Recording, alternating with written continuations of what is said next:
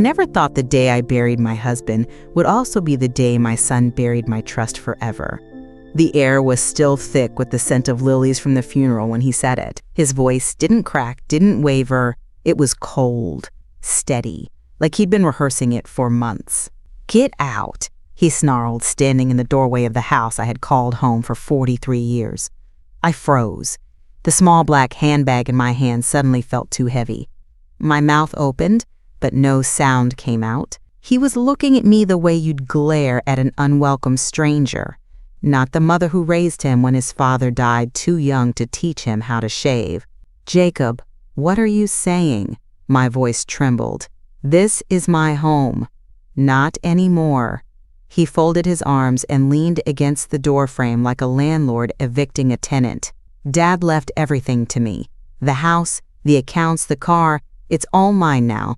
I don't owe you anything." I felt my knees weaken. Surely he was bluffing. He had to be. "Your father would never—" "Don't bring him into this," Jacob cut me off, his face twisted in something like disgust. "You've been living off him for years. It's time you stand on your own." I wanted to scream, to tell him about the sleepless nights I worked after his father's heart attack, the years I ran the house and kept our business afloat, about the sacrifices no one saw. Because I didn't complain, didn't keep score, but I didn't scream. I didn't even argue, because in that moment I saw it in his eyes. This wasn't sudden. He'd been waiting for this, planning it. My purse vibrated. I pulled out my phone. No signal. Of course, he'd cut it off. "Go on, Mom. The taxi's waiting. Take what you can carry." Behind him, I could see boxes, my things, tossed together like yard sale leftovers. "You're my son," I whispered. "How can you do this?" He didn't answer. And that was the moment it hit me. Harder than his words, harder than any slap ever could. My son didn't love me. Not really. Not beyond what I could give him. I turned and walked down the driveway, clutching my bag like a life raft. No home, no money, no way to call for help. But as the taxi pulled away, I wiped my tears and tightened my grip on my handbag. But Jacob didn't know the truth about what happened before his father died, and that truth was about to change everything. The motel room smelled faintly of bleach and despair. The single overhead light flickered, casting sickly yellow shadows on the cracked walls. I sat on the edge of the sagging bed, my black funeral dress still clinging to me like a second skin. I hadn't even taken off my shoes. Hours earlier, I'd been standing in a church burying the only man who ever loved me for who I was. Now I was sitting in a place I wouldn't have let stray cats sleep, clutching my handbag as though it contained my entire existence. Because, in a way, it did. Jacob's voice still rang in my ears. "Get out!" He hadn't raised his voice when he said it. That would have been easier. A shouted insult fades with time, but his calm, deliberate tone, that would linger forever. It was the same voice he used as a child, when he'd ask for something he already knew I couldn't refuse. I stared down at my hands. They didn't look like mine. They looked like my mother's, worn, wrinkled, veins bulging like rivers on a map. These were the hands that held Jacob's when he was learning to walk, that worked late nights sewing hymns for extra cash, that signed every check to pull him out of one mess after another. And now these same hands were empty. I should have been crying. Any normal woman would be. But the tears had dried hours ago, replaced by a hollow ache that felt like it would swallow me whole. I set my bag on my lap and opened it slowly. Inside, among crumpled tissues and my cracked phone, lay two items I hadn't dared touch in months: a small brass key and a cream-colored envelope sealed with wax. My fingers traced the key's ridges. I had hidden them both from Jacob and his father for years, not out of malice, but because I knew, deep down, that one day I might need an escape hatch. Derek had trusted Jacob too much. He couldn't see the subtle ways our son's greed had begun to show, like hairline cracks in a porcelain vase. But I saw. And so, in the quiet hours after Derek's heart attack weakened him, I had done something I never told a soul. I swallowed hard. My reflection in the cracked mirror above the dresser looked alien to me. Is it time? I whispered to no one. The answer came from deep inside me.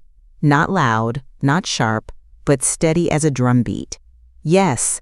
I tucked the envelope back into the bag but kept the key in my hand. Tomorrow, I would go to the bank and see if what I'd done all those years ago still held. For now, I would sleep, not because I felt safe, but because exhaustion had finally won. I curled up on the thin motel blanket, clutching the key in my fists like a lifeline. If Jacob thought he could toss me aside like yesterday's trash, he was about to learn what happens when you push a quiet woman too far. By morning, the stale motel air clung to me like regret. I stood at the mirror, brushing my gray hair back into a neat twist. My funeral dress was wrinkled, but I straightened it anyway. If I was going to face the world again, I'd do it with dignity, even here, surrounded by peeling wallpaper and the hum of a broken mini-fridge.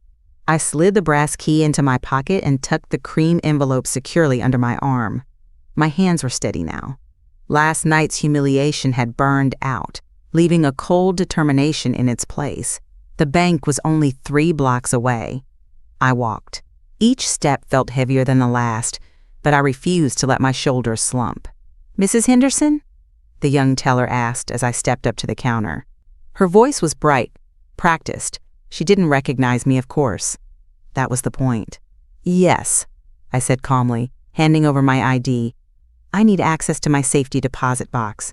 "Of course, ma'am. One moment." A few minutes later, I was ushered into a small, private room.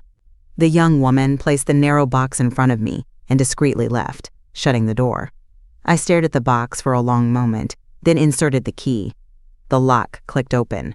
Inside lay a leather folder, pristine and untouched. I opened it slowly, revealing documents, account numbers, and passbooks. The numbers stared back at me like a lifeline. $3.2 million. Money from the sale of our family's small manufacturing business, transferred in small increments to an account Jacob never knew existed. Derek had thought keeping everything in joint accounts was a sign of trust. I had seen it as a weakness Jacob would one day exploit. And I was right. I thumbed through the papers quickly, confirming the investments had grown over the years. Everything was intact. Jacob's face flashed in my mind, twisted with arrogance as he said, "You've been living off Dad long enough." He thought he had won. He didn't know I had prepared for the day my only son might turn into a vulture. I repacked the folder neatly, locked the box, and handed the key back to the teller with a calm smile. "Thank you," I said. "I'll be in touch about transferring these funds soon." As I stepped back into the sunlight, my phone buzzed in my bag. Against my better judgment, I turned it on. "Jacob." A text flashed across the screen. "Don't come crawling back, Margaret. You're out of my life. Good luck begging on the streets." I stared at the message for a long moment, then powered off the phone again. He didn't know. He didn't know I wasn't coming back to crawl. I was coming back to crush him. Tomorrow, I'd meet with a lawyer. Quietly. Discreetly. Jacob wouldn't see me coming until everything he had was gone. And when it was over, I'd make sure he never dared to speak my name again. By the next morning, my steps felt lighter. Not because the weight of betrayal had lifted, but because I had shifted it. I wasn't carrying grief anymore. I was carrying strategy. The lawyer's office sat on the second floor of a glass-fronted building downtown. I'd chosen it carefully. Discreet, respected, and far enough from Jacob's circles that word wouldn't get back to him. "Mrs. Henderson?" The receptionist's voice was polite but wary, as if she wasn't sure whether to address me as a client or a widow still lost in mourning.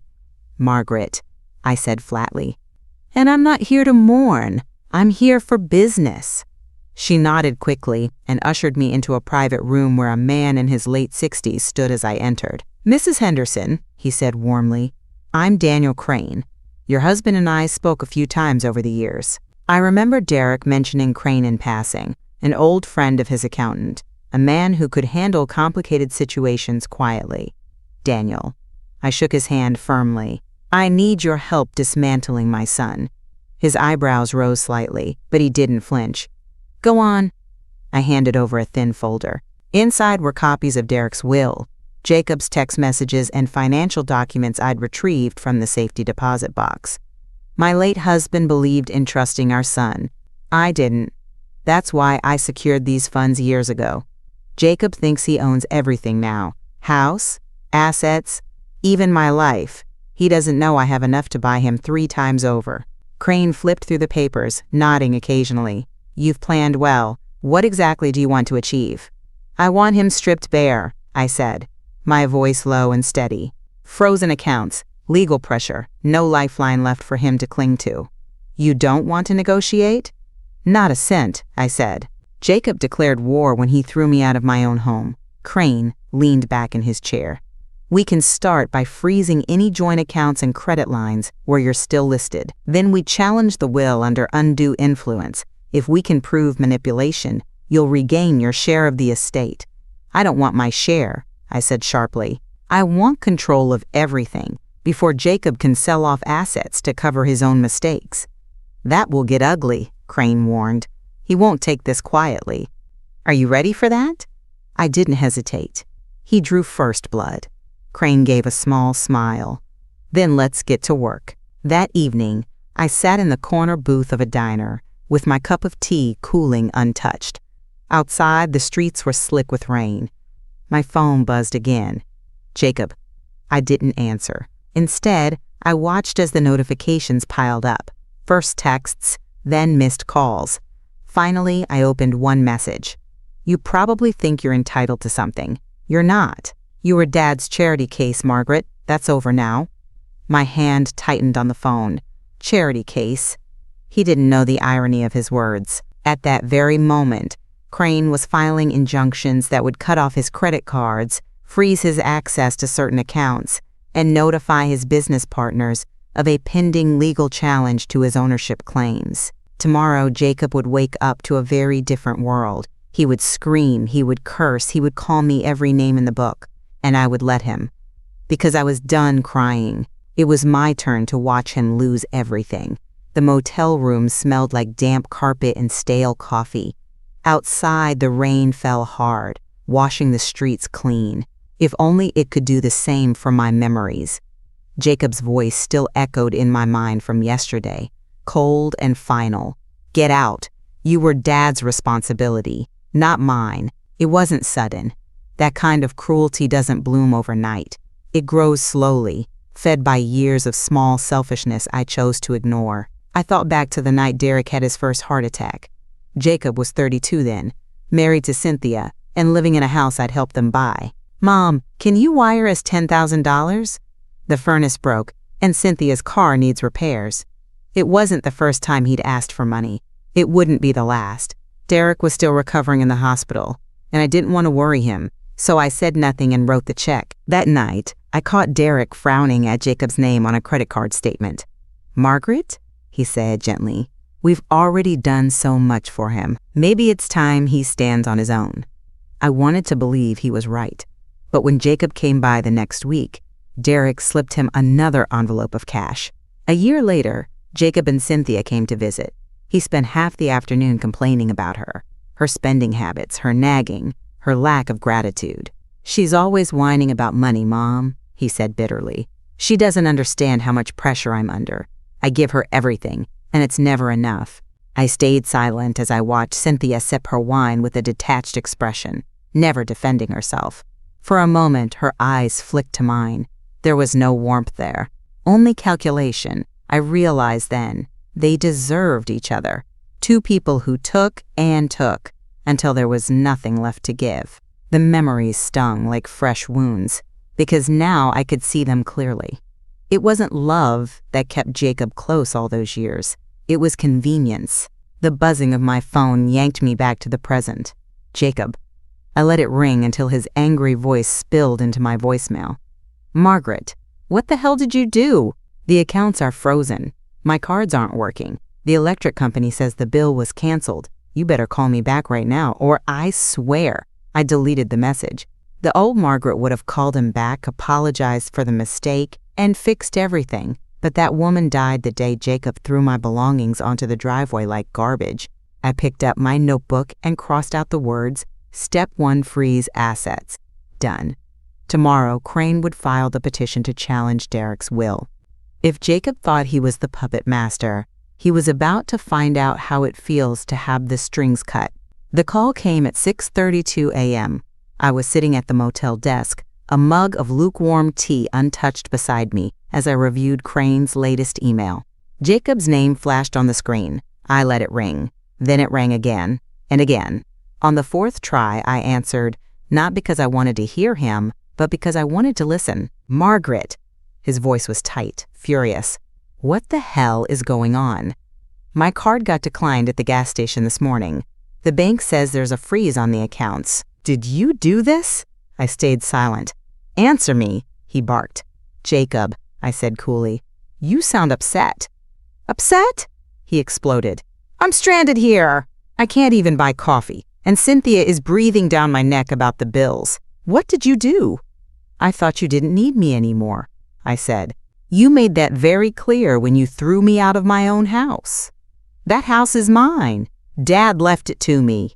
Did he? I asked softly.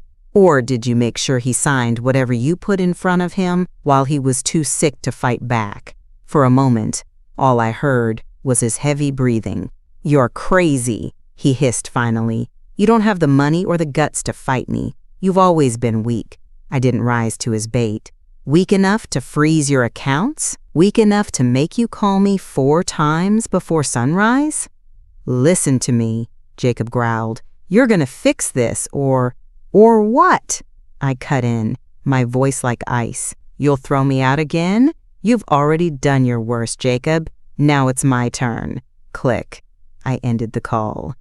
By midday, Crane confirmed that the financial chokehold was in place. All joint accounts are frozen. The utilities, too. His credit lines are suspended until the estate challenge is resolved. Good, I said. Crane hesitated. He'll escalate now. Men like him don't go down quietly. That's fine, I replied. Let him scream. Sure enough, Jacob's next move was as predictable as the sunrise. At 3:15 p.m., a black SUV screeched into the motel parking lot. The driver's door slammed. Margaret! I watched him from behind the curtain as he stormed toward my door, phone in hand, shoulders hunched like a predator ready to pounce. Open this door right now. I didn't move. He pounded on the door with his fist. You think you can do this to me? You're nothing without Dad's money. Nothing. I made this family what it is. Not you.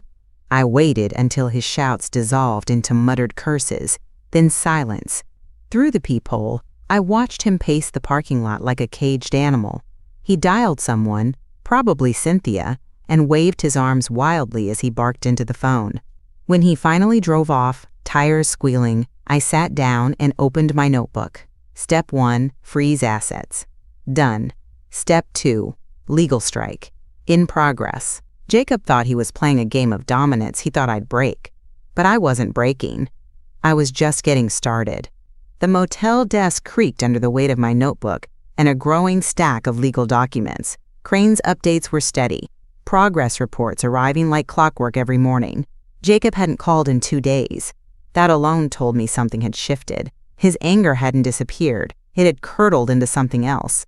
The knock came at 9:17 a.m. I didn't move at first. Then I cracked the door open just enough to see the motel clerk standing there nervously, holding out a thick envelope. Delivery for you, Mrs. Henderson. A man dropped it off. Wouldn't leave a name. I took it silently and closed the door. The handwriting on the front was unmistakable. Jacob's sharp, angular scrawl. I slit the envelope open with Crane's silver letter opener and unfolded the pages.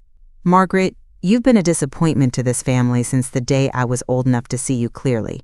Dad might have put up with you, but I've always known the truth. You're cold, manipulative, selfish. You used him for his money, and now you're trying to use me. Do you even realize the damage you've caused? Cynthia and I are drowning because of you. My employees are panicking. The bank is harassing me because you froze accounts you have no right to touch. I tried to be patient with you, Margaret. I really did. I let you live in the house out of respect for Dad. But you took advantage, like you always do. You've never worked for anything in your life. You're weak and petty, and everyone knows it. If you keep this up, don't expect me to show you any mercy when this is over. You'll end up alone in some nursing home with no one to visit you. That's what women like you deserve.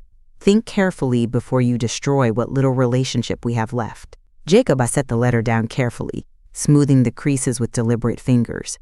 The words didn't sting. Not anymore. Once, I would have read those lines over and over, wondering if they were true, wondering what I had done wrong as a mother.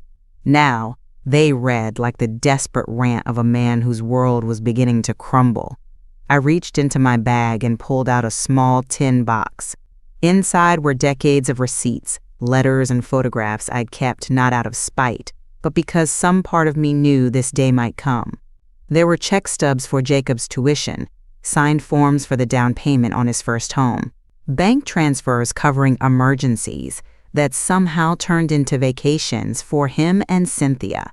Each document told the real story, not of a weak, selfish mother, but of a woman who had spent her life propping up a son who never learned to stand on his own. By noon, I was sitting across from Crane at his office. "He's escalating," Crane said calmly as he scanned the letter. "Classic intimidation tactic." "It won't work," I said. "But I want this on file." Crane nodded. "We'll include it with our petition. It supports the case for undue influence and emotional abuse. Judges don't take kindly to sons who threaten their own mothers." "Good," I said, sliding the letter back into its envelope. "Let him hang himself with his own words." Back at the motel, I wrote 2 words in my notebook. Step 3, document everything. Then I drew a neat, deliberate line beneath it.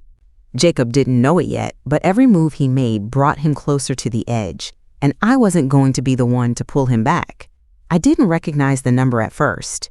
It came in late 10:46 p.m. while I was reviewing the latest filings from Crane. My first instinct was to ignore it. Jacob had probably found a new number to harass me with, but something made me answer. "Hello? Grandma?" The voice was soft, hesitant. "Eloise?" I asked, startled. "Yes, it's me. Please don't hang up. I don't know if I should even be calling you." I didn't speak, not yet. "I heard Dad screaming earlier," she continued. "He was shouting about lawyers and frozen accounts. He said you were trying to ruin him." Still, I stayed silent. "I know what he's saying isn't true," she said quickly. "It's not like you. And I wanted you to know I don't agree with him. I don't agree with anything he's done." Her voice cracked a little on that last word. I remembered the last time I'd seen Eloise.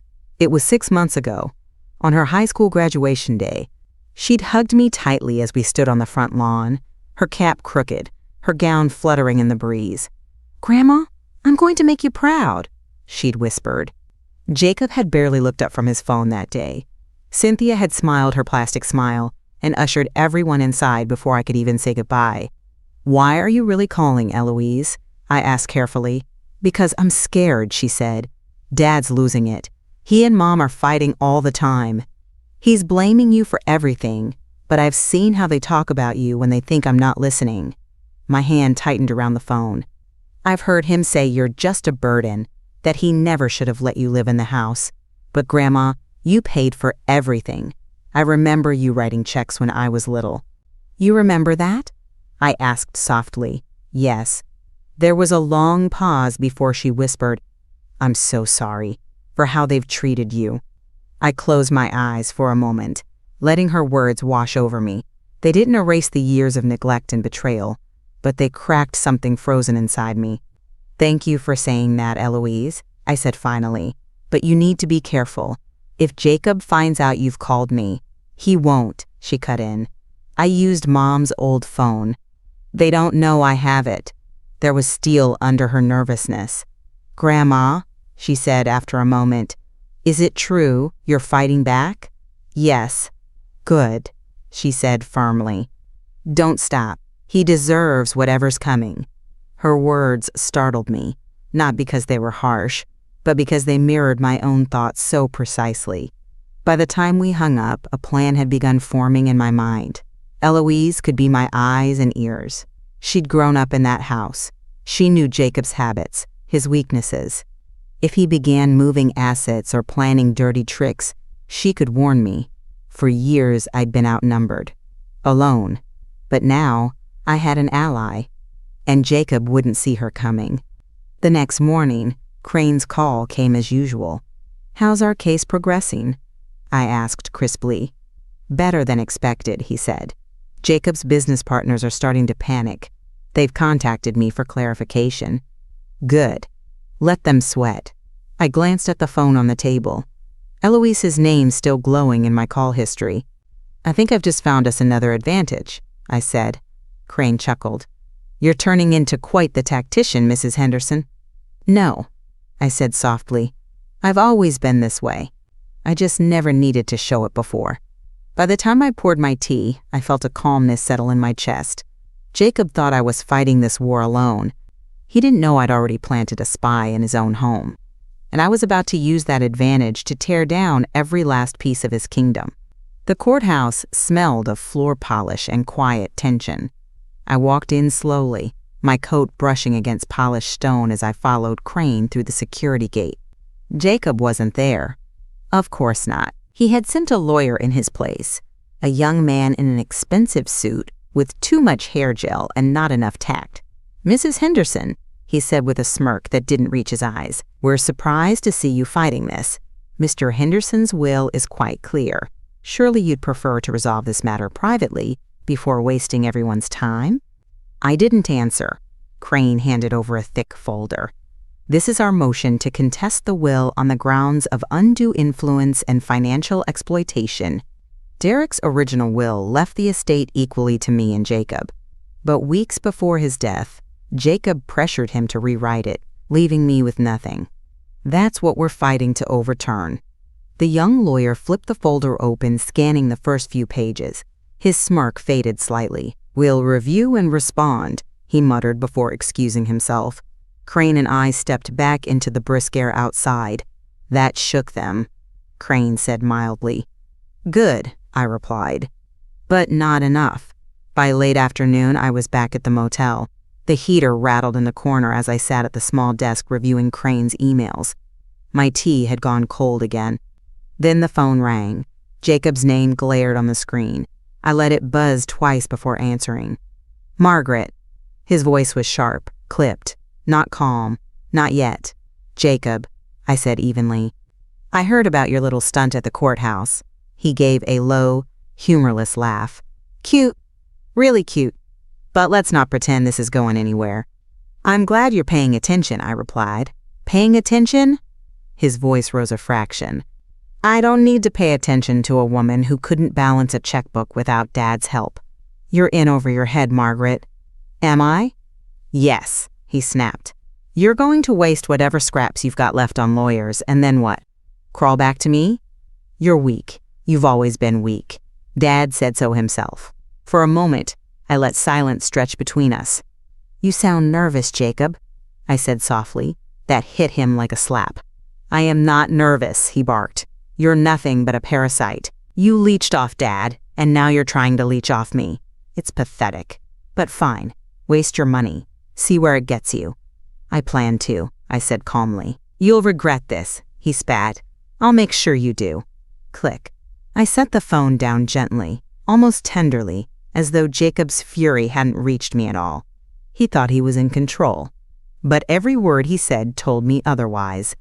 Later that evening, Crane called. "We filed all motions," he said. "Next week, the court will freeze further transfers of estate assets until the matter is resolved. Jacob won't be able to liquidate a thing." "Good," I said. Crane paused. "You know, most people would be shaken at this stage. You're remarkably calm." "I've been shaken for most of my life," I replied. "Now I'm steady." As I closed my notebook for the night, my phone buzzed with a message. It was from Eloise. "Dad's pacing like a caged animal. He keeps yelling about you." "Mom's starting to look scared too. Should I be worried?"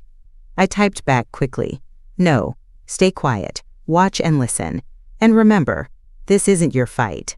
It's mine." Jacob thought he could outmaneuver me. He thought I'd crumble like I always had, but he hadn't yet realized. The Margaret he knew no longer existed. The pounding on my motel door shook the flimsy frame, rattling the chipped brass handle. "Margaret!" Jacob's voice tore through the thin walls like a blade. "Open this damn door right now." I didn't move at first. The pen in my hand hovered over my notebook as I finished writing a single word: control. The pounding came again, harder this time. "Margaret, I know you're in there." I rose slowly, smoothed the front of my black blouse, and walked to the door.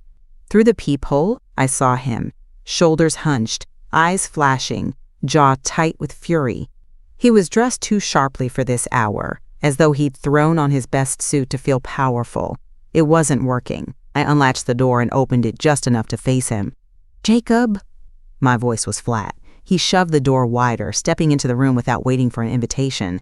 The scent of his cologne, sharp, expensive, filled the small space like smoke. "This is cute," he said, his smirk brittle.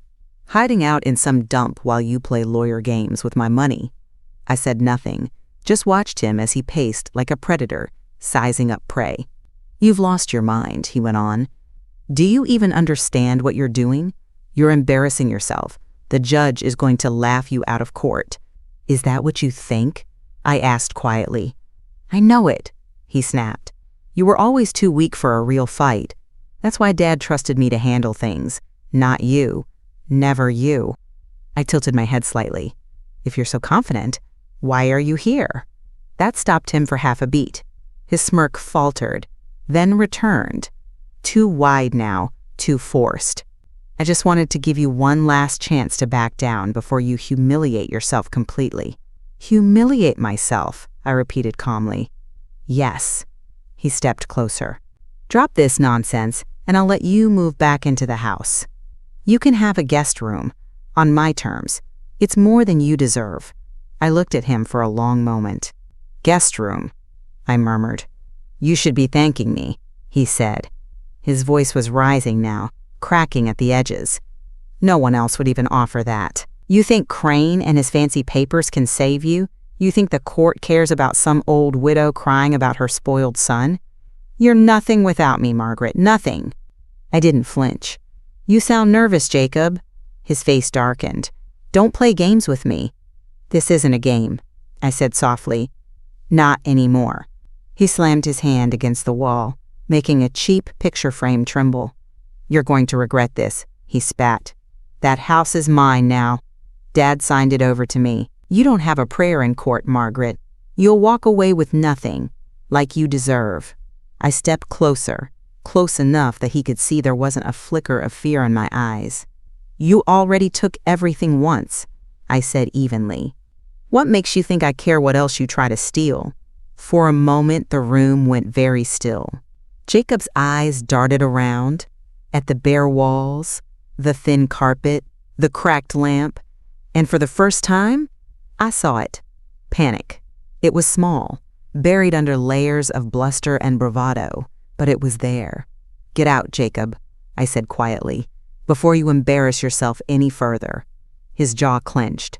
His fist tightened at his side, but he didn't speak. He turned sharply, stormed to the door, and yanked it open so hard it banged against the wall. "This isn't over," he barked. "I know," I replied. The door slammed shut behind him. I picked up my pen and wrote another word beneath the first in my notebook. Shift. The balance of power had changed. He felt it, and soon the whole world would see it. The morning after Jacob's visit, I left the motel early. The air outside was crisp, with the faint scent of rain still clinging to the pavement. My small suitcase rolled behind me with a soft clatter as I crossed the lot and waited for a cab. As the car pulled away, I didn't look back at the motel. That room had served its purpose. Today was about moving forward. The lawyer's office was quiet, almost reverent. Crane's assistant offered me tea as I settled into a chair across from him. "How was your night?" Crane asked mildly, as if we were discussing weather, not war. "Productive," I said. Jacob stopped by. Crane raised an eyebrow. "And?" "He's cracking," I said simply. "But not enough yet." Crane gave a small smile. "Well, we may not have to wait long." He slid a file across the desk. "His business partners are pulling out. One of them called this morning asking if I could help negotiate A clean exit. They're losing confidence fast. Good, I replied. I opened the file and scanned the papers. Withdrawal notices, missed loan payments, unpaid invoices stacking up like a house of cards. Once Cynthia walks out, the rest of his facade will crumble, Crane said. I closed the folder slowly. She's still there? For now. But my contact overheard an argument last night. She was shouting about how Jacob had embarrassed her and that she wasn't going to go down with him. I nodded. She'll leave. It's who she is. Crane leaned forward. And when that happens, I take everything back, I said quietly, piece by piece. Later that afternoon, I sat in the corner booth of a cafe across from the courthouse. The cafe was warm, the scent of roasted coffee beans and fresh pastries filling the air. From my seat, I could see Jacob across the street. He was standing outside the courthouse, his phone pressed to his ear, pacing like a man trapped in a shrinking cage. His shoulders were hunched, his tie loose, his hair uncombed. Cynthia stood a few feet away, arms crossed tightly over her chest. Even from here, I could see her lips moving sharply. Jacob gestured wildly with his free hand, his face twisting between anger and panic. A moment later, Cynthia turned on her heel and walked away without looking back. Jacob reached out as if to grab her arm, but she didn't stop. The cab she'd called arrived, and she slipped inside, leaving Jacob standing alone on the sidewalk, phone still pressed to his ear. I sipped my tea slowly, savoring the warmth. By evening, I was back in Crane's office. Cynthia's gone, I told him. Crane's mouth curved faintly. You saw it yourself? Yes. And Jacob? He tried to call me again. Will you answer? No. Back at the small flat I'd rented that morning. Nothing fancy, just a clean one-bedroom with a working heater and a sturdy lock. I unpacked my single suitcase carefully. It wasn't home. Not yet. But it was mine. Paid for in cash from an account Jacob didn't even know existed. The folded black funeral dress went into the wardrobe. The brass key to the safety deposit box went into the nightstand drawer. The cream envelope with Derek's old handwriting sat on top, a reminder of why I had fought so hard. I closed the drawer softly and sat on the edge of the bed. Jacob had taken my house, my peace, and nearly my dignity, but he had never taken my resolve. And now, piece by piece, all of it was coming back to me. The courthouse was silent, except for the shuffle of papers and the soft clack of the judge's gavel. After reviewing the evidence, this court finds in favor of Mrs. Margaret Henderson, the judge declared. His voice was measured but final, like a door closing behind me. The will presented by Jacob Henderson is set aside due to undue influence and coercion. All assets previously transferred to Jacob Henderson are hereby restored to their rightful estate, to be divided in accordance with pre-existing arrangements. Mrs. Henderson regains full ownership of the family home and business holdings effective immediately. I exhaled slowly. Not a sigh of relief. A release. Jacob's lawyer muttered under his breath, shuffling papers furiously. Across the aisle, Jacob sat rigid in his chair, his jaw tight, his fists clenched on the table. He didn't look at me. Not even once. He'd been smug during the first few hearings, certain that the court would dismiss my claims as the bitter ramblings of a widow. But that smugness had cracked over the weeks as Crane's evidence mounted. Derek's emails, the financial transfers, witness statements about Jacob's behavior in his father's final days. And now there was nothing left of that arrogance, only rage and humiliation. Congratulations, Crane murmured beside me as the judge rose and left the bench. I didn't smile. Thank you, I said simply. 2 hours later, I stood outside Crane's office, the chill of early spring biting through my coat. Will you go straight there? Crane asked. Yes. You don't have to rush. I know, I said, but I want to see it before he does something reckless. Do you want me to arrange for someone to meet you there? No. I shook my head. I'll handle it. Crane studied me for a moment, then nodded. Call if you need anything. I won't. The drive to the house felt longer than I remembered. The trees lining the road were bare, their branches like skeletal hands reaching toward the gray sky. As I turned onto the driveway, the house came into view. 2 stories of brick and glass, shutters closed tight. It looked smaller somehow. I parked at the edge of the driveway and stepped out, my shoes crunching on loose gravel. The front door loomed ahead, painted a soft blue I had chosen years ago. Jacob hadn't bothered to repaint it. Good. I approached slowly, fishing the familiar brass key from my coat pocket. For a moment, I stood there, staring at the door. This house had seen everything. Derek carrying me over the threshold as a young bride. Jacob taking his first steps on the living room carpet.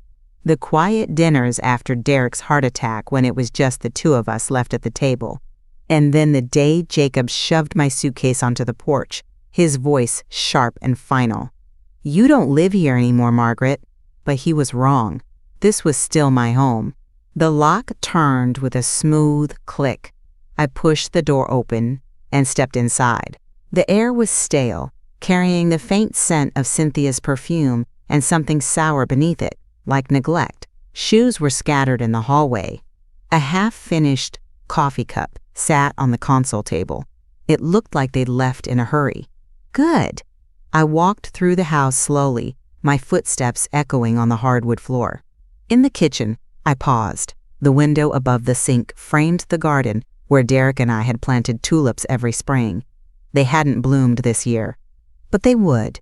I set my bag down on the counter and straightened my shoulders. This wasn't just a house, it was proof that I had survived Jacob's betrayal. And now, it was mine again.